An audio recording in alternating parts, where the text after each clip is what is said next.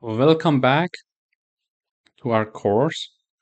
So the first lecture is on the data types, and as I would like this course to be very practical and hands-on learning and practicing coding, etc., I right away start diving into the coding environment so we can easily test everything here together. So basically, this is the environment that I'm using here, but it's not important what environment you're using. Whatever you're using, either it's online or it is installed on your desktop, Mac, or whatever.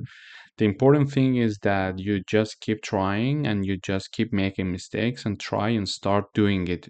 It may in the beginning look like, okay, this is too easy in the beginning. I don't even need to try it, but believe me, you need to try and you need to start coding.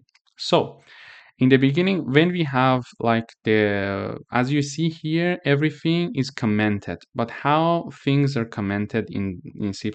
If we want to comment something, for example, now I would like to make some changes. As you see here, we see the red part here, meaning that we did some modification, but we haven't registered it yet. And the modification that I just made was just pushing the tab button a bit so the line would start from the not from the start, but a bit further.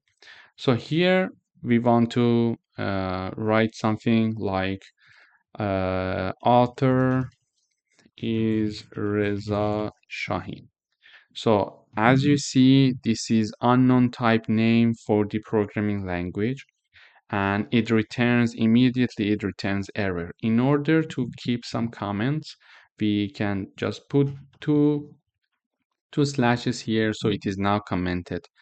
I can have this one here, like the author, the date, uh, the I don't know, this code is the first version, for example.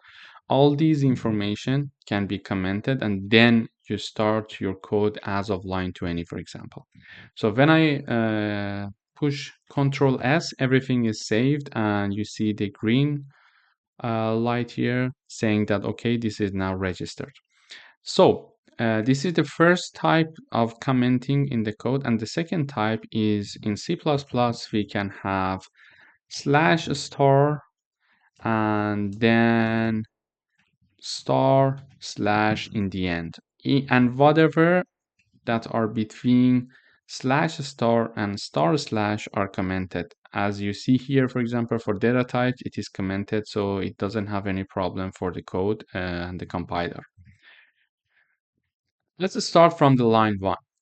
This is the default include that we consider for the C++, and we include this one for considering a string in our code. But just by default, consider these two these two including parts. Later on the course, I would discuss different including things that we can consider and why they are important. But this is not the point of our lecture today. So these two includes are now working. The rest are commented as there are two slashes behind them. A typical C++ programming would have like a few lines for including lines and then one int main function. So when we open the int main function, the first lesson is the data types. So data types, we want to start it. As you see here, we put some information in commented, but the things that we would like to discuss in today are also commented. So I remove the slash. You see here, now we defined one integer value named a that is said to have the value 1. But we have one warning. It says that you declared one integer value and you have not used it yet. It's okay, but we are going to use it later. But it is just sending us some warning to consider. So the first data type is the integer. When we want to declare an integer value, one of the ways is to define it as int I, int, and all of them should be lowercase, equals to 1, and then we have a semicolon there. So we can also have like int When we used in a one time, we cannot say another time a. For example, I cannot reassign a. It says that redefinition of a, so there is an error. I would say a1. So a1 is 2 now. So we declare two integer variables. The first data type that we need to learn is the integer. And then we have the type float, that is for numbers that are having decimal values. So we define the float b with the value say 3.14, and we need to be careful about the semicolon in the end. Whatever we write in our C++ programming, it must end with a semicolon in a line. So it still gives us some warning saying that it is unused. Again, it's not a problem. We're going to use it. So there are two ways to define numbers that are having decimal values. The first one was float, and the second one was double. So we can also declare double when we are having a number with decimal values. And there are some, small differences between float and double that we will discuss later on in the course. However, if you want to just have a clue of the general differences, is that when we declare a number with the float type, it uses usually 4 bytes of memory, and when we declare it as a double, it uses 8 bytes of memory. So what's the difference? So it consumes the memory more. So if we are going to use a number that is larger than a certain amount, it is recommended to use double, so it gets more memory usage. But if we are going to simply use a number with decimal values that are not so much large, we can simply just declare them as a float. But how large, how small they should be to choose between float or double, this we will discuss in the comparison that we will make in the upcoming lectures. But for the moment, that is enough for you to know that there are two types, float and double, that you can declare either of them, but there are some differences in terms of the memory usage. And also double can represent a wider range of values compared to float, because because of its higher precision and larger memory size. So this is the only thing that we need to know for the moment about it. And then we have characters that we can define, like character. It is with the name char, char, and this is char name. It could be whatever. It could be like my character equals. It should be. You should really be careful about the quotations here. Like whatever you want to put there, you can put, for example, my name, Reza. It's okay, but it should be between these two quotations. If we forget about one quotation, we will have error. If we forget about two quotations, we will have error. So it must be between two quotations, and of course with a semicolon in the end. And the last one that we would like to discuss is a Boolean type. We declared an ABC named Boolean that could be whatever, like my bool, we could declare equals true. So for the Boolean, there are only two values that can be assigned, either true or false, and that's it. It's either 0 or 1. When it's true, it represents the value 1, and when it's false, it represents the value uh, when it's false, it represents the value 0. For the float number, it's the same. We can declare all the numbers with decimal values, and for the integer, it's only integer values. Sorry, for example, we cannot have an integer declaration for a and then consider having it with decimal values. It gives us some warning saying that you need to use double or maybe float for this and not the type integer. So these are the basics data types that we needed to know in the beginning. Then we learned about how to put comments. You see here now our code, we push the Control S and our code is registered, and these parts are comments. So whatever we put there, like whatever we type there, it's considered as nothing, as it is not even existed. So uh, this is the first way of putting comments, and then we have the second way of putting comments like this between slash star slash. And finally, we learned about different data types that we declared here. In the next lecture, we dive into more details about the data types.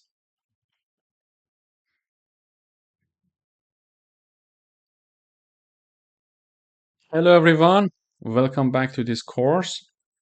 So in previous lecture, we learned how to declare some different data types, like as you see here, integer, float, double, characters, and booleans. In today's lecture, in today's lesson, we would like to print their values. So we declare an integer a1, for example, equals to 2. And we would like to print this integer value and see it in the terminal. Here we prepared something for you. As you remember, everything is commented here in between. Everything is commented. So I uncomment this line. Oh, sorry, I put it more comments. So I commented this line. I uncommented this line. I declare integer a equals 1 semicolon, and it ends. So this is the declaration that we have here.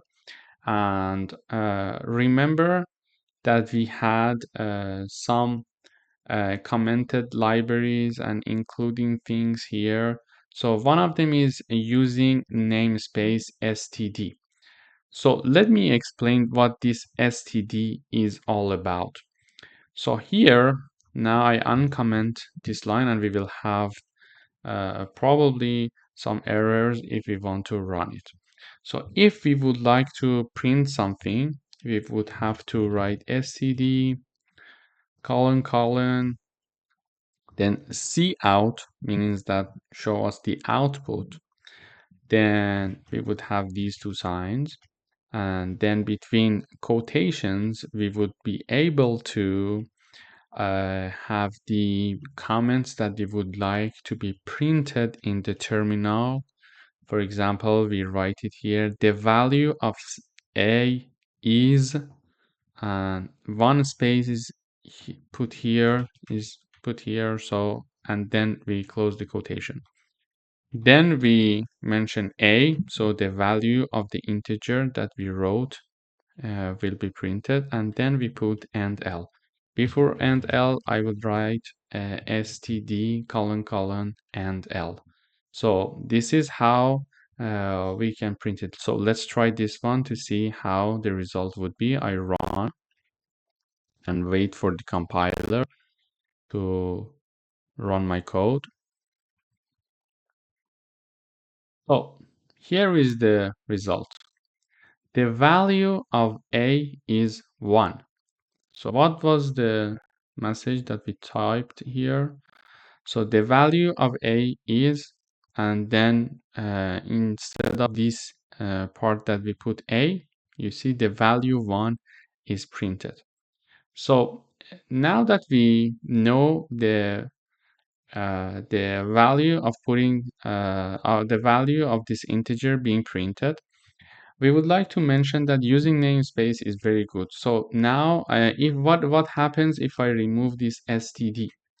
If I remove this std and run again the problem, we will see that we have an error. It says undeclared identifier, and also this one. If I remove them and compile, we will have 2 errors. So std is very important to be written every time, but because every time we need to write it down, it is not very convenient. Instead, we could use this using namespace std in the beginning of our program and forget about it throughout the program. So now that I uncommented that this using namespace std semicolon, we run the program again. Okay, this time we don't have any errors, and voila, it is printed. So if we are considering putting using namespace std semicolon in the beginning of our program, we can escape using it throughout the program. But if we don't mention it in the above, we need to type it every time that we are writing. So this is the first point. The second point is that the syntax for printing is cout. So when we use cout, we are sending the machine that we want to print. And the end L, let me just remove this end L so you will see how the result would be different. In this case, because we have only one printing, the result would not change, you see?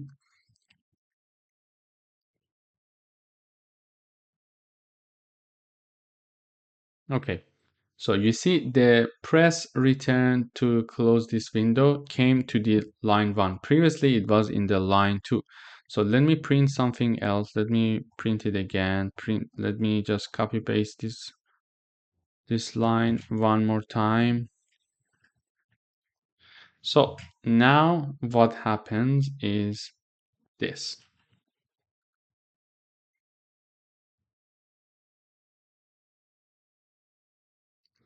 So you see the value of A is 1, the value of A is 1, press return true. So everything is printed in one line only. When we have instead, when we have the end line, we will see that it goes to the next line. So when we have the end L, we have the value of A is 1, then goes to the next line, and the value of A is 1. Again, press return. So if I also put the end L in here, I will see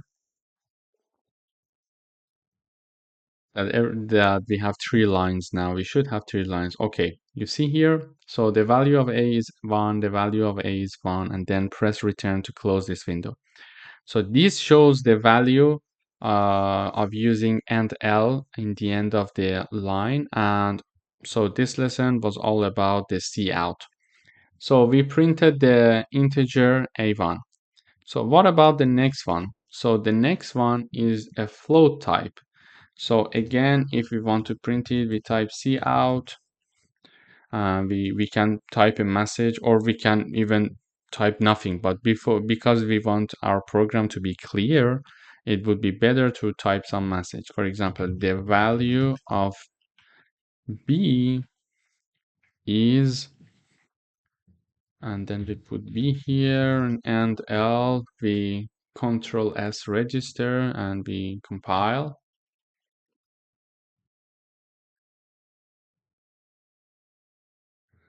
Yes. So we see the value of B is 3.14. So easily we print this one. Again, for the double, the same thing. We can easily practice this, like cout, the value of C is, and C and L. We also have the characters and booleans. So I would write them together like this. So the value of char name is, then I put the char name here, and L. Also, we can write the value of my boolean is, then we put my boolean Just you should be very careful with the uppercase letter and lowercase letter in C++ because it is sensitive. So if I'm writing an uppercase M here, I should have the uppercase M here again. So let's check to see if we have errors or not. So we don't have any errors. Okay, great. So these are the prints. So we printed 2A, 1B. You see that the B is between quotations because here I put the quotations in the printing part. If I remove it, it will be removed. Then the C, then the char name is A because we put the value as the input A. And then the value of my boolean equals 1. Why 1? We set true. So as we mentioned earlier, for the boolean, we either have true or false. So the true equals 1 and the false equals 0. So whenever the print value is 1, just know that it is true. Whenever it is 0, just assume as false. So this is how we print our values. This is for how we print our values. And then in the next lecture, we are going to discuss about the operations using these data types. Stay tuned. Hello, welcome back. In this lecture, we are going to discuss how do we do the operations in C++. Previously, we learned how to declare data types, and we learned how to print them in the terminal. So now in this lesson, we're going to do some mathematical operations with the declared data types. So let's dive into it. We declare two integer variables. The first one is int a equals 31, and the second one is b equals 15.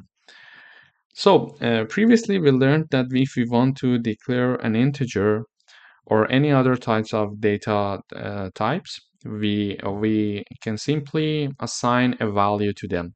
However, in this lesson, we're going to learn that we can do some mathematical operations for the assignment of data types. For example, we have integer c assigned to be the a plus b. So instead of putting the value of like 46, we can simply let the machine and the computer do the assignment, do the math part, and then assign it to the integer c.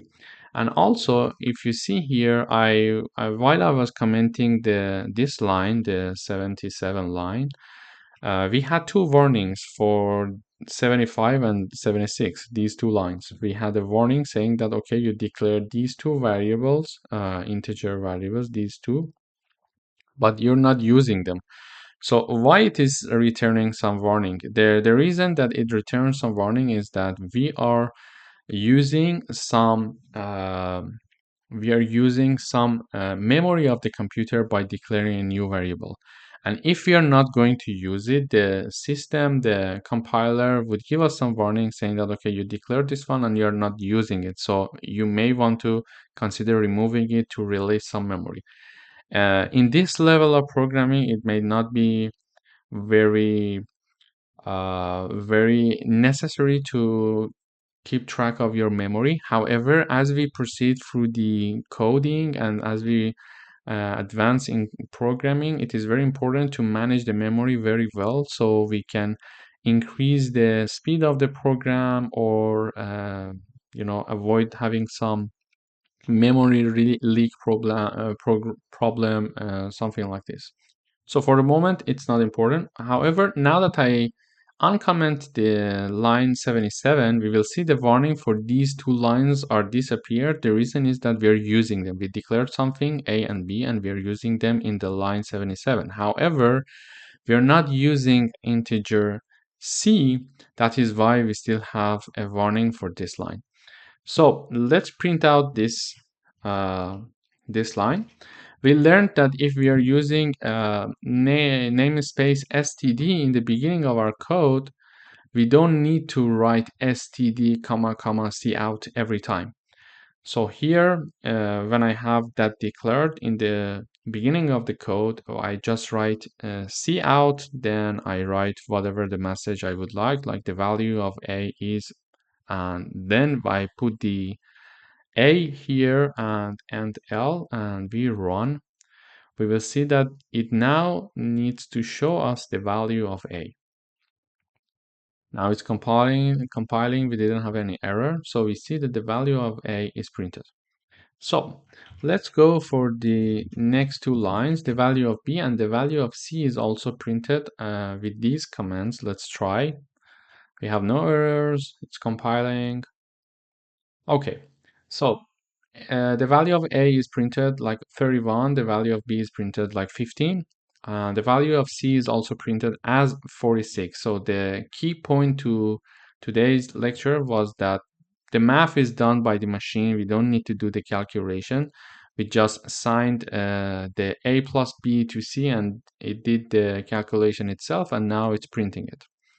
So now that we see that we have this option, we can uncomment these parts as well. Like we declare D, E, F, and G to be A minus B assigned to D, A times B assigned to E, A divided by B assigned to F, and A modulo B, which returns us the value of the remainder of when A is divided by B. So here you see we used integer C, so the warning for this line is disappeared now. So we still have the warning for the rest because we are not using them anymore. We're not using them yet, let's say. So let's print out these values to see how it would work. Now compiling, no errors. Okay, so let me bring it down here so we can compare it with the operations. Okay, now it's good.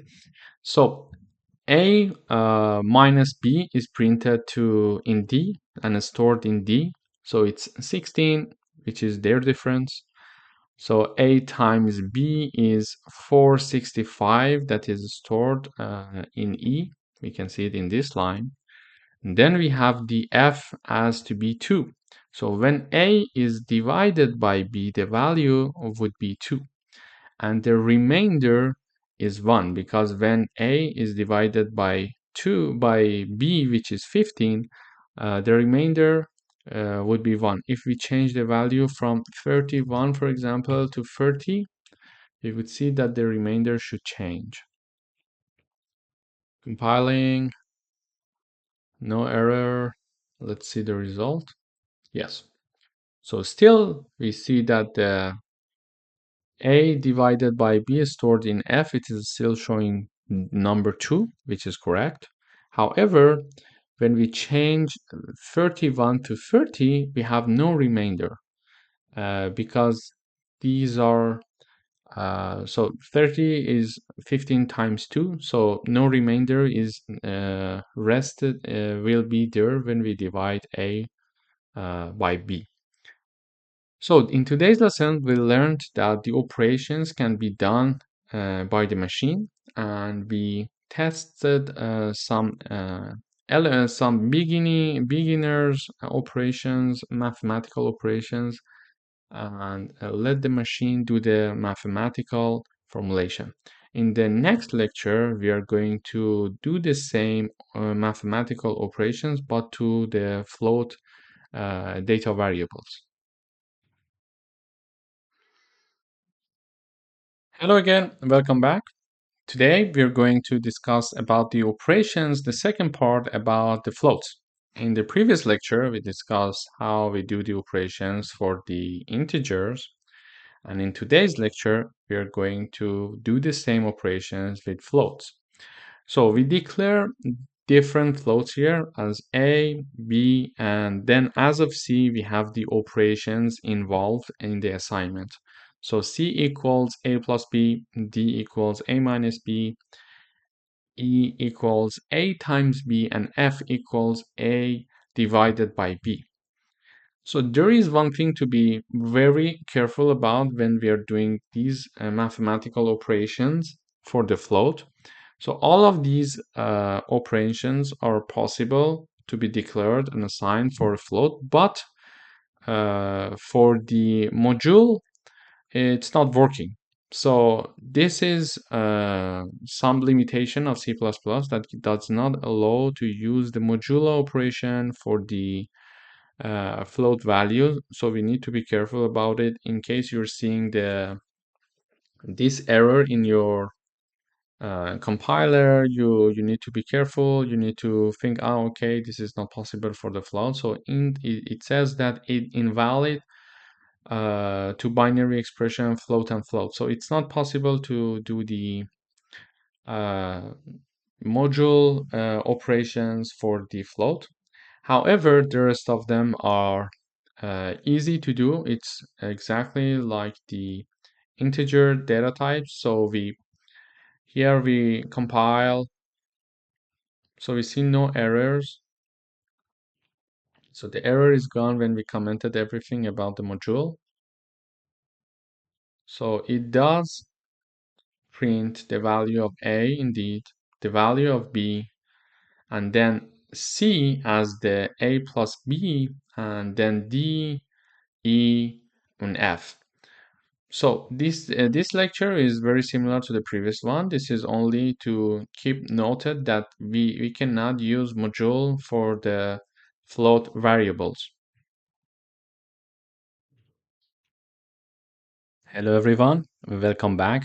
In today's lesson, we're going to talk about library functions. So for the library functions, there are a few things that we need to know before we dive into the lessons. So there are some already defined functions and libraries in C++ that can help us to do some mathematical operations. And there are some reserved strings and let's say strings for performing these mathematical operations. So when we mention that there are some reserved strings for these things, it means that we cannot use these reserved ones to name our integer, to name our own newly defined string, etc. But now I will give you more information so you will get to know that. But before we go for the library functions, we go up to the code in the beginning of our code. Here, because I want to use these libraries and I want to use the already defined library functions of C++, I need to include it in the C++ program in the beginning. So don't forget to include CMath before we dive into these lesson. So in order to proceed here, we wanna show some already defined library functions in C++. So we define, as before, we define two integer values like x and y. The x equals 25 and y equals 4. And as we are not using them, they are like having the warning in the code now. In order to print them, we use the syntax of cout. We know it very well now. And in the end, we put the end L to make sure that it goes to the next line for the following codes. But what are the reserved functions? The first one is sqrt. The sqrt function gives us the a square value of a number, of an integer. So when we define an integer here like x equals 25, and when we want to uh, have the square root of the x, we can simply write sqrt, and within brackets we put the number. So easily it will print us the square bracket of the integer x. So let's compile and see. .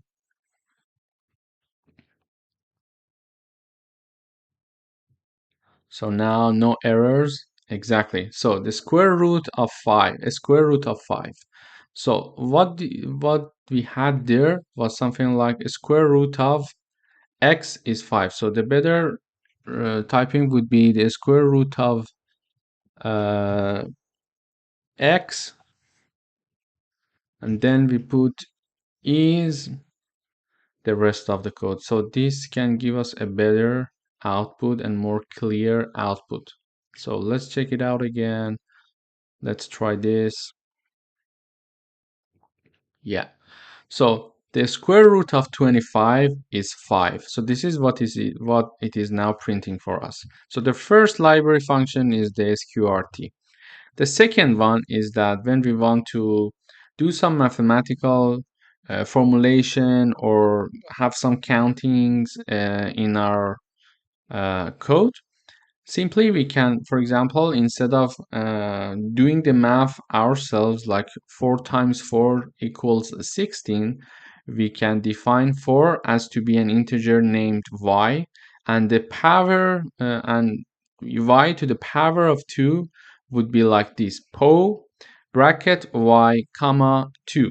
So this code will help us to have the result of the y to the power of 2. Why we are using this? Let's see the print and then I will explain. So it says that power y2 is 16. So here I say power y, so let's say y to the power of 2 equals 16. So why do we need this formula? This formula would be helpful when we have a lot of computation that we need to do. It's easier to automatic everything in the code rather than dive into the details. So it's easier to let the machine do the formula, do the math part for you, and just you use the formulation so you can easily make sure that everything is handled correctly and very well. So the next one is that we define a new integer value, integer variable. We call it val, and the number that is assigned to it is -5.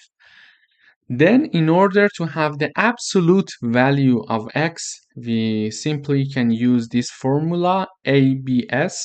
Within the bracket, we put the name of the integer variable that we defined. So let's compile and see what the result would be.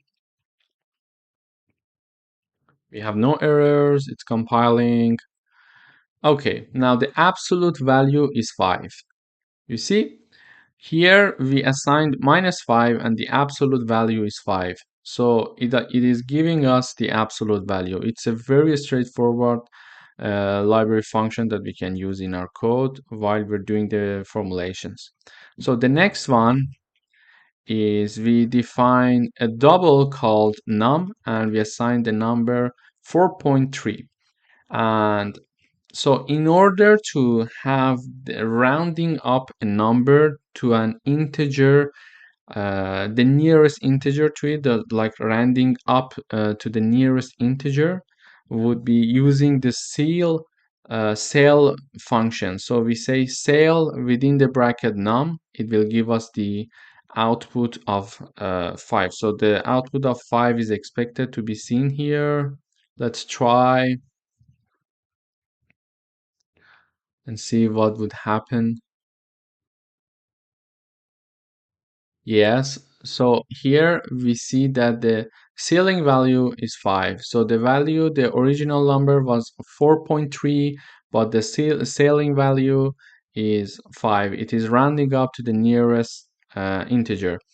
Again, we can do this for like the other way. The other way around would be to round down a number. So to round down a number, we define another double called num2 and we assign the value of 4.7, and instead we use the floor function. So instead we would use the floor function, and this time we are expecting to see the output as to be 4.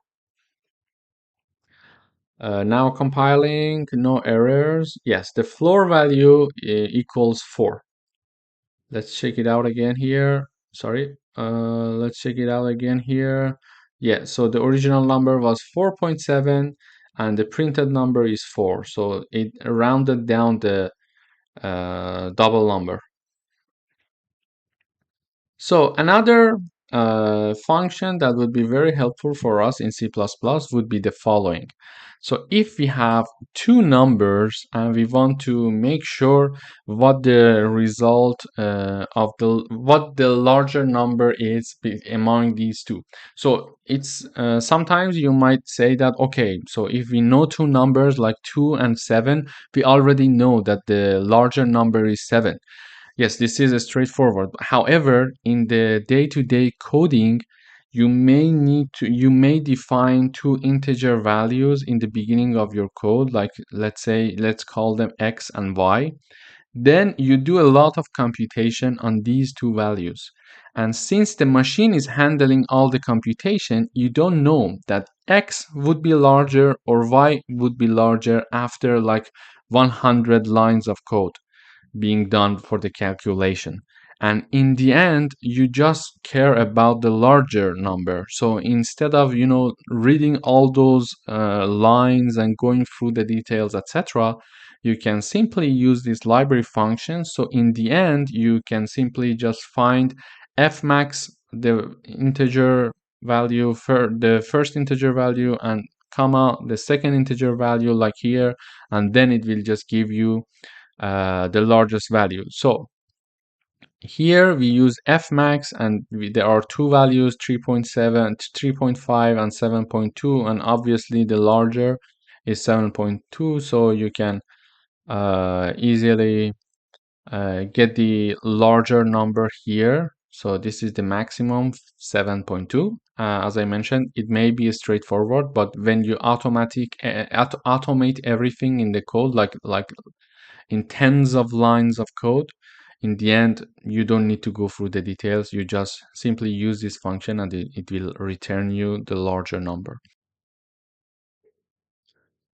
Hello everyone, welcome back to this course. In today's video, we're going to talk about how to read data from the terminal. So previously, we used to work with like this, like we would say int a equals 10, and then we learned how to print it. So the value of a is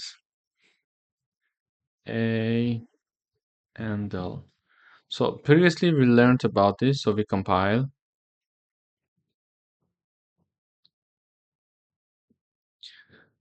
So compiling, no error. So here we see that it printed our data. So what if we want to read the data actually from the terminal? So if we want to do that, if we want to read the value a from the terminal, we should change our approach somehow. So we can change our approach like this. We just define our integer data type, like called a, and then we learn here a new syntax that is cin, and then we see in the a that we have here. But in order to read it from the user, we need to first show a cout message to the reader saying that, for example, whatever you want, you can say that tell me what your number is, and then we close it. Then we store the number that the user tell us. We store it here, and then we show it here. Let's try this program together to see if it works or not. So yeah, it says that tell me what your number is. So I would say 10, and it returns me the value saying that the value a is 10. So here we declared the integer, then we sent a message through the terminal to the user saying that, okay, tell me what your number is. And whatever the user enters here, it will be stored in the a using the cin syntax. And then here again with the cout syntax, we show what the stored and entered integer value was. So let's have some more examples here. So here again, I define another int. So let me comment the above lines so it's clear. So we have an integer value called number. We show the print value to the terminal, enter an integer, and we read the number, and then we show the number. So it's again the same procedure. We first declare the integer, we show the message, and then we store the number that is entered by the user, and then we show the output. So here again we compile. Let's see how it would work. So enter an integer. I would say 14 this time. It says you entered integer 14. So it stores it here.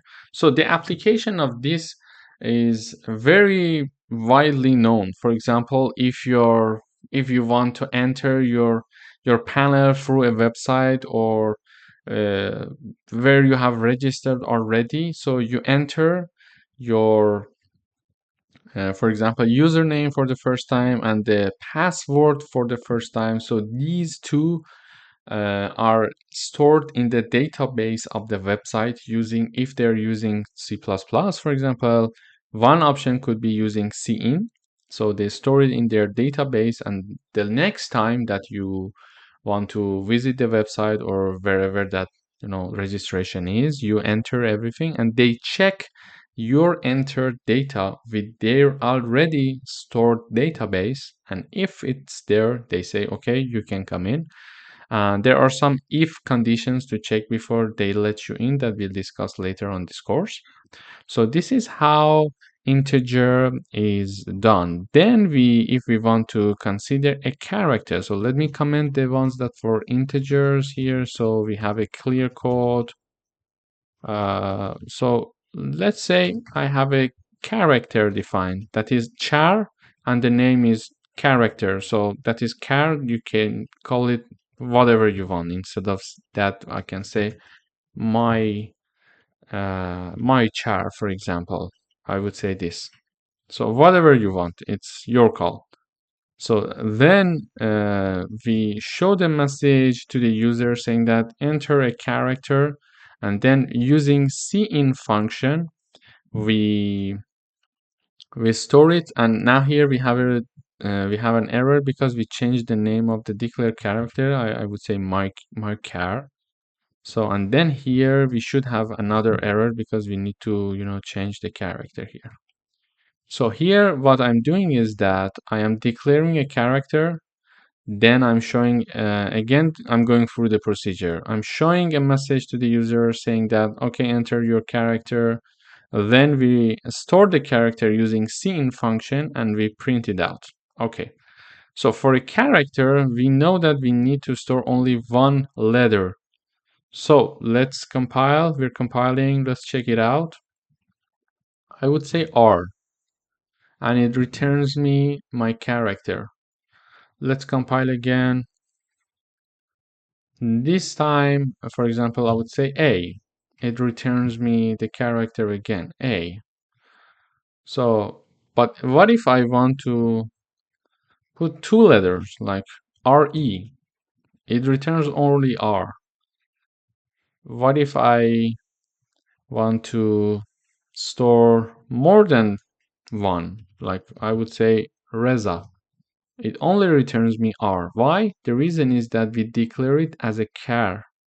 So char only is able to store one letter, not more than that. So even if you write many letters there, it does not register it. It only is able to register the first letter. So this is something very important to keep in mind while you are using the characters. So what if we want to consider more than one letter?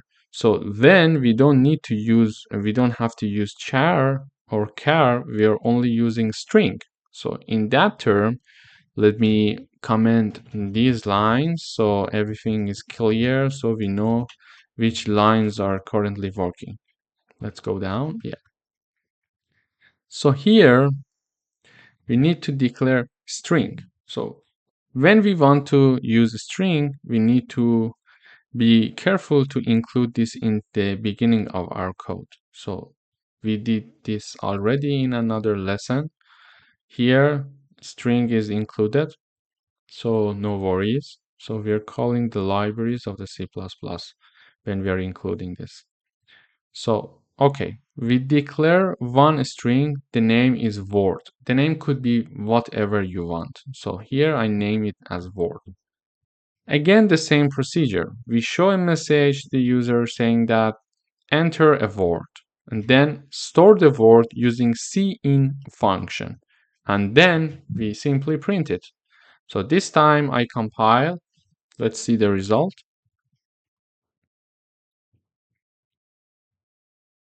No error. Okay. Enter a word. I would say Reza.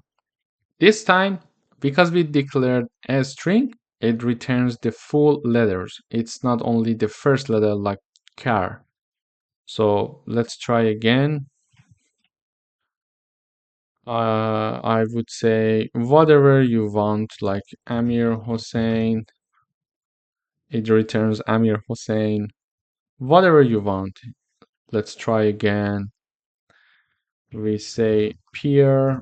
It returns peer. One important point about the way that we are reading the information from the input is the following. So here I'm defining a string.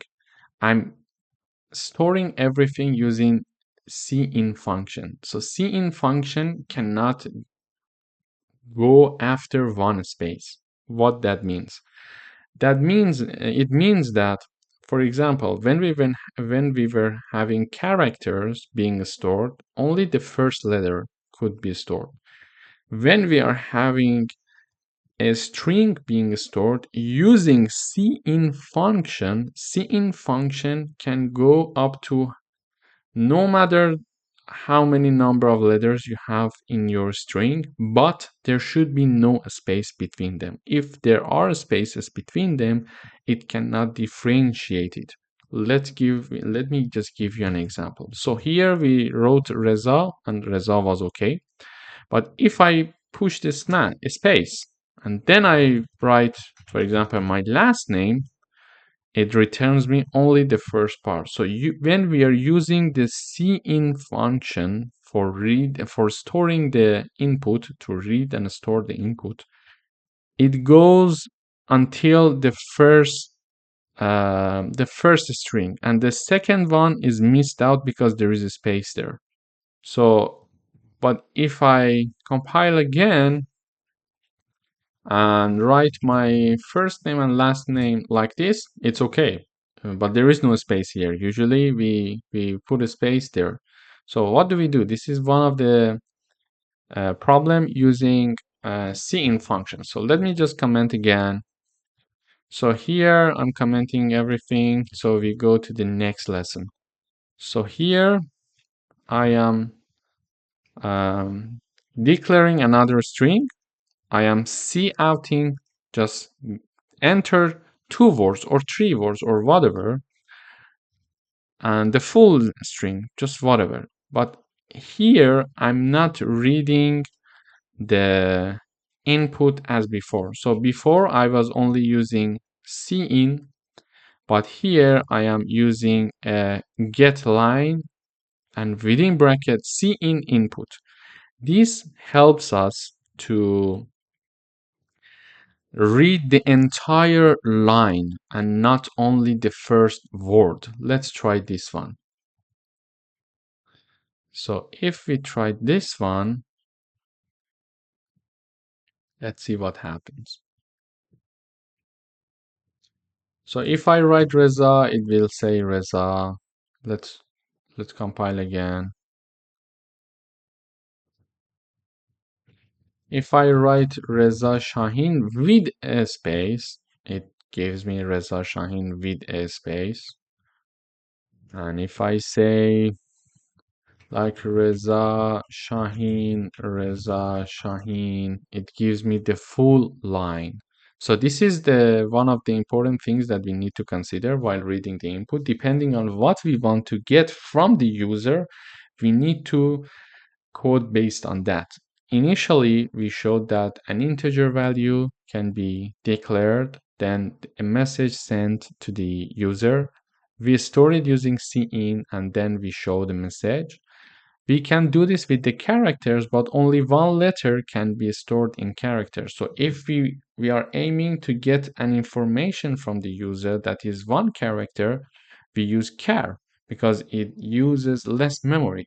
But if it's more than one character and one letter, let's say, we need to use string. And if we want to use a string, if the string is only one word and no space there, so we can simply use cin function to read the data and store it. However, if there are multiple words and there are some spaces between them, we need to use getLine instead of cin only. We use the function getLine, and within bracket you just type down cin input. This is some predefined function from the C++. And then you store it. Thank you very much for following this course. In the next lesson, we will dive into the deeper understanding of C++. See you there. Hello everyone, welcome back. Today we are going to do some exercises. So this is the video for the first coding exercise. So write a C++ program that reads two numbers from the user and print its result. So this is the exercise that you need to do on your own, and you should be able to do it on your own since you've been seeing these videos and I have taught all the necessary things that you need to know to solve this program. So please, before seeing the answer and before going through my explanation, pause the video, go and do the exercise yourself and try to debug it, try to find the problem, where the problem is, and try to, practice it on your own first. And if you could do it, great, you learned everything. And if you couldn't do it, it's not a problem. There is always room for improvement. So you come here, you see the problem and how I'm solving it, and you can then navigate where your problem is exactly coming from. So if you have done practicing, now look at this. Continue looking at this video. Continue watching this video. So we need to declare two numbers. So I'm a user. So and machine needs to. We need to write a program that machine sends me two messages saying that okay, tell me two numbers, and then I will tell the machine two numbers, whatever I want, and the machine needs to do the computation for me. And what would be the sum of these two numbers? In order to do that, we first declare two integer values or whatever, float, whatever your choice is. So we declare now, I'm declaring two integer variables that are called A and B. Then I show the message to the user saying that enter your first number. Then I'm storing the first number here. Then showing another message saying that enter your second number, then I'm storing the second number, and then I declare a new data like C that is an integer and it is assigned the sum of A and B. Then when I store the result in C, I show the C using cout function. So the procedure is always the same. We declare one data type, whatever we want, integer or like float, double, whatever. Then we show the message to the user enters the value, then we store the value that is entered by the user, and then if there is some operations like mathematical operations that needs to be done, we do it, and then we see out everything. We show the message again to the user. So it's very straightforward. Let's compile. So